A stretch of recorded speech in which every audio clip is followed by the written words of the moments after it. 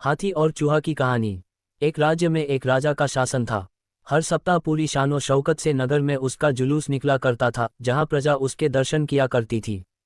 एक दिन एक नन्हा चूहा उसी राजमार्ग के किनारे किनारे कहीं जा रहा था, जहां राजा का जुलूस निकलने वाला था। वह चूहा था तो छोटा सा, मगर उसका घमंड बहुत बड़ा था और वह खुद को सर्वश्रेष्ठ और महान समझता था।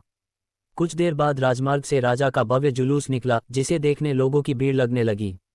राजा अपने पूरे दल बल के साथ था। उसके सैनिक उसे घेरे हुए थे। कई मंत्री और अनुचर उसके पीछे थे। वह एक विशाल शाही हाथी पर सवार था।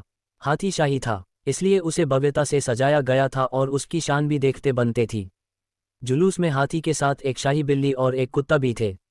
राजा का जुलूस देखने को उमड़ी भीड़ राजा के साथ साथ उसके शाही हाथी की भी प्रशंसा कर रहे थी।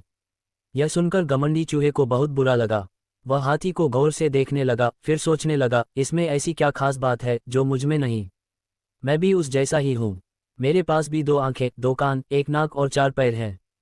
फिर उसकी इतनी प्रशंसा क्यों? उसके विशाल शरीर के कारण, लंबी सूंड के कारण, छोटी छोटी आंखों के कारण या झुर्रीदार चमड़ी के कारण? किस कारण? एक बार तुम लोग मुझे देख लो, उस हाथी को भूल जाओगे। मैं हाथी से ज्यादा महान हूँ। चूहा ये सब सोच ही रहा था कि शाही बिल्ली की नज़र उस पर पड़ गई और उसकी लार टपक गई। जुलूस छोड़ वह उसकी ओर लपकी। फिर क्या था? चूहा अपनी सारी महानता भूलकर दुम दबाकर भागा। भागते भागते वह हाथी के सामने आ गया। आगे बढ़ते हाथी ने उस पिद्दी से चूहे को देखा तक नहीं और अपना विशाल पैर उठा लिया। चूहा उसके पैर के नीचे कुचलने ही वाला था, मगर किसी तरह उसने खुद को बचाया। वहां से बचा तो खतरनाक कुत्ता सामने था, जो उसे देखकर गुर्राया।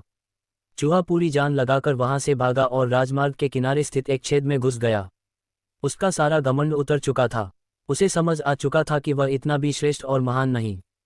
सीख, किसी से मात्र रूप रंग की समानता हमें महान नहीं बनाती। महान हमारे गुण और कार्य बनाते हैं।